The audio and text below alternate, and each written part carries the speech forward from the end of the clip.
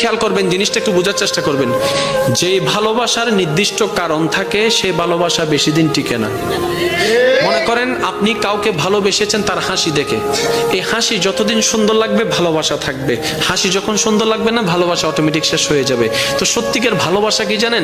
যে ভালোবাসার কোনো নির্দিষ্ট কারণ থাকে না, যে ভালোবাসা অন্তর থেকে হয়ে যায়, অনুভব থেকে হয়ে যায়, নির্দিষ্ট কারণ খুঁজে পাবেন না, না আপনার হাসি দেখে হয়েছে, না আপনার চোখ দেখে হয়েছে, না আপনার ব্যবহার দেখে হয়েছে, কোনো কারণ ছাড়া আপনি অটোমেটিক আপনার অন্তরে ফিল চলে আসলো, আপনি ভালোবাসা শুরু করলেন, যেটা আপনি দেখেন নাই, না দেখে ভালোবাসা শুরু করেছেন।